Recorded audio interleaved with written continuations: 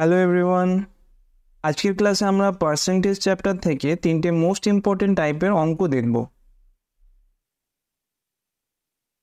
অঙ্কের টাইপগুলো একটু দেখে নাও। যদি একটি সংখ্যার 80%-এর সঙ্গে 80 যোগ করা হয় তাহলে সেই সংখ্যা হবে, ওই সংখ্যাটি কত জানতে চেয়েছে।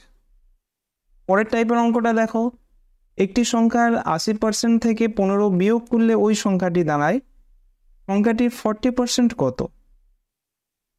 আর 3 নম্বর টাইপটা দেখে নাও, যদি কোনো সংখ্যা 60% থেকে 60 বিয়োগ করা হয় এবং ফলাফল 60 হয় তাহলে সংখ্যাটি কত। আমি একটাই মেথডে এই তিনটে সলিউশন করব, কোনো ফর্মুলা ইউজ না করে এই অঙ্কগুলো কিভাবে দেখা মাত্র উত্তর করবে সেটাই এই ক্লাসে বলবো, তাই ক্লাসটা একটু মন দিয়ে দেখো। প্রথম প্রশ্ন, যদি একটি সংখ্যার 80%-এর সঙ্গে 80 যোগ করা হয় তাহলে সেই সংখ্যাটা হবে, ওই সংখ্যার মান জানতে চেয়েছে। দেখো, এই অঙ্কগুলো বোঝার জন্য সবথেকে ভালো যে মেথড সেটা হচ্ছে নাম্বার লাইন। আমি একটা নাম্বার লাইন করলাম, যেখানে বাম দিকে হবে সংখ্যাটি 0% এবং ডান দিকে হবে 100%। এবার প্রশ্নে কি বলছে দেখো, সংখ্যাটির 80%। মনে করো এই জায়গাটাতে 80% আছে, 80% এখানে লিখলাম, তার সঙ্গে কত যোগ করছে 80 যোগ করলে টোটাল সংখ্যা হচ্ছে অর্থাৎ 100%। তাহলে তোমরা বলো তো এই যে 80 এটা কত পার্সেন্টের মান? অবশ্যই 20%। তাহলে 20%-এর মান কত পেলে 80। প্রশ্নে কি চেয়েছে, সংখ্যাটি কত, অর্থাৎ 100%-এর মান বার করতে হবে। একটা তোমরা ঐকিক নিয়মে করতে পারো, আর একটা প্রসেস হচ্ছে ডাইরেক্ট মুখে মুখে করতে পারবে। 20 80 মানে কত, 4 গুণ, তাহলে এটাও 104 গুণ 400 হবে। বা তোমরা উপর নিচ করে করতে পারতে, 20 কত গুণ 100, 5 গুণ, তাহলে 80-র 5 গুণ 400 হবে সঠিক উত্তর। ঠিক আছে, আশা করছি তোমরা বুঝতে পেরেছো। আমি আরেকবার বলছি, দেখে নাও। কোনো একটি সংখ্যার 80%-এর সঙ্গে 80 যোগ করে সেই সংখ্যা পাচ্ছ, অর্থাৎ সংখ্যাটির 80%-এর সঙ্গে 20% যোগ করে তুমি 100% পাচ্ছ। তাহলে এই যে 80, এটা কার মান? 20%-এর মান। পার করতে কত হবে? 100%। 20-র 5 গুণ যদি 100 হয়, 80-র 5 গুণ কত হবে? 400। অপশন ডি হবে সঠিক উত্তর। যদি একটি সংখ্যার 40%-এর সঙ্গে 42 যোগ করা হয় তাহলে সেই সংখ্যাটা হবে, ওই সংখ্যার মান কত। 40%-এর সঙ্গে কত পার্সেন্ট যোগ করলে 100% হবে? 60%। তাহলে 42টা কার মান? 60%-এর মান। আচ্ছা, আমি এখানে লিখছি 42। বার করতে কত হবে? সেই সংখ্যা, অর্থাৎ 100%-এর মান। এবার এই জায়গাটাতে তোমরা কিভাবে ক্যালকুলেশন করবে দেখে নাও। 6-এর গুণিতক এখানে কত দেখতে পাচ্ছ? 6 7 42, আর শূন্যটা কাউন্ট করছো না। বা এইভাবে ভাবতে পারো যে 10 দিয়ে ভাগ করে দেওয়া হচ্ছে। তো সিমিলারলি 100-র এই ডান দিকের শূন্যটা আমরা কাউন্ট করব না, এটা বাদ দিয়ে বাকি যে সংখ্যাটা থাকবে তার 7 গুণ করব। 10 7 70 হবে সঠিক উত্তর।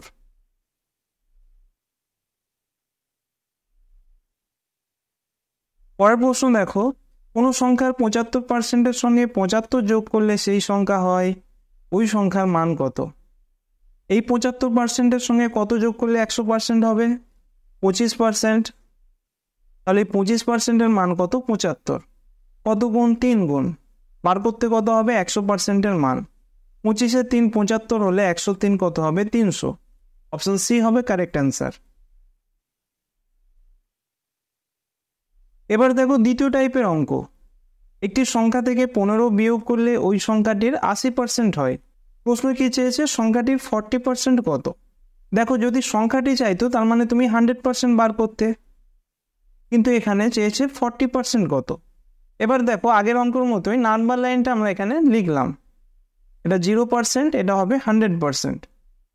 এবার প্রশ্নে কি বলছে, সংখ্যাটি থেকে তুমি 15 বিয়োগ করেছো, তাহলে এই মানটা 15। বিয়োগ করার পর বাকি যেটা সেটা 80% দাঁড়াচ্ছে। তাহলে আশা করছি তোমরা দেখেই বুঝতে পারছো এই 15টা কার ভ্যালু? 20%-এর।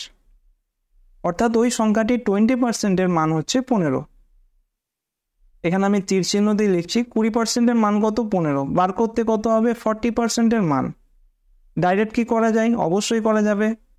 20 ডবল হবে 40, তাহলে 15 ডবল কত হবে 15 2 30। সঠিক উত্তর হবে অপশন সি।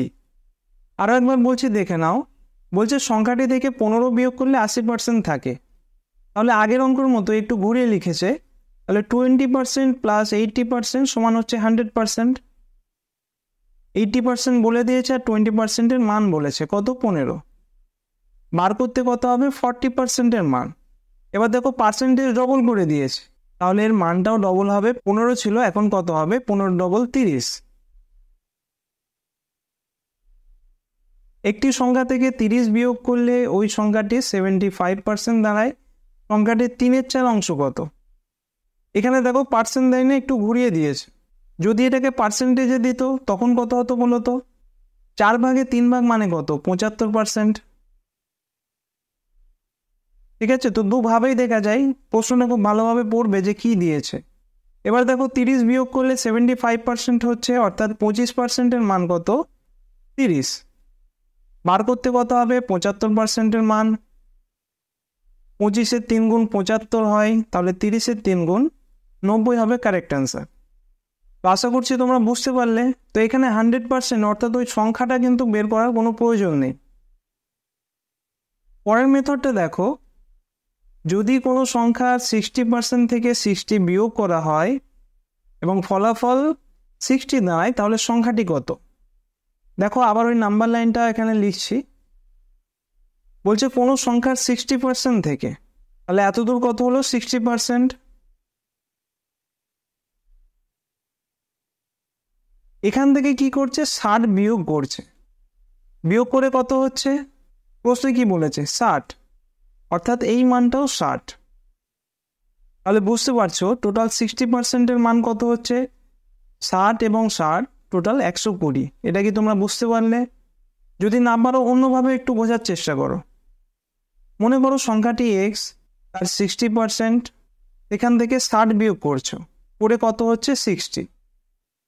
এবার দেখো -8টা যদি ডান দিকে নিয়ে যাও, তাহলে কত হবে x-এর 60%-এর মান হবে 60 60 120। এগুলো আলাদাভাবে করার প্রয়োজন নেই, তোমাদের বোঝার জন্য লিখলাম। তোমরা ডাইরেক্ট প্রশ্ন দেখে এটা বুঝতে হবে যে 60%-এর মান হচ্ছে 120। দেখো আরও একভাবে তোমরা ভাবতে পারো। প্রশ্নটা আরও একবার পড়ো।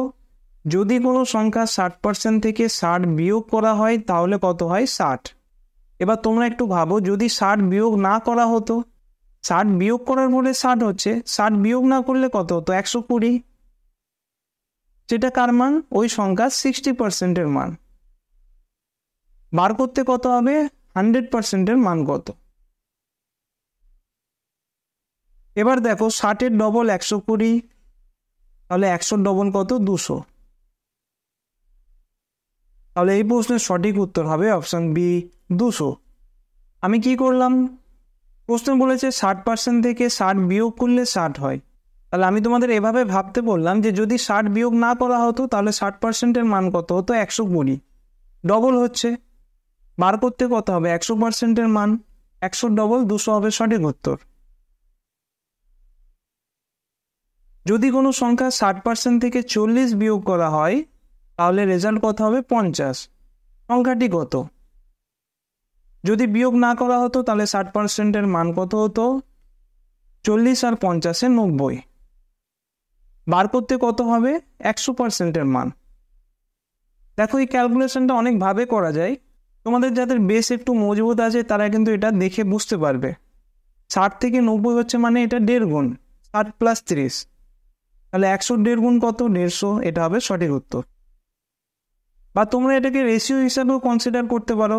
30 দিয়ে কেটে দাও, 30 2 60, তাহলে 2%-এর মান কত হলো 30 3 90 3। এবার দেখো 100% করছো, কত গুণ করছো 50, তাহলে ডান দিকে 3-এর সঙ্গে 50 গুণ করতে হবে, 150 হবে সঠিক উত্তর। Option D correct answer. যদি কোনো সংখ্যার 50% থেকে 40 বিয়োগ করা হয় ফলাফল 60 দাঁড়ায় তাহলে সংখ্যাটি কত? এর ঠিক আগের অঙ্কটারই মতো একটু ঘুরিয়ে লেখা আছে। তো এই অঙ্কটা তোমরা নিজেরা প্র্যাকটিস করো। যদি আমার মেথডটা বুঝতে পারো তাহলে 4-5 সেকেন্ডের মধ্যে তোমরা উত্তর করতে পারবে। সঠিক উত্তর কত হলো কমেন্ট সেকশানে জানিও। এর পরের ক্লাসে পার্সেন্টেজ টপিক থেকে আরও একটি ইম্পর্টেন্ট টাইপের অঙ্ক দেখব। Thank you.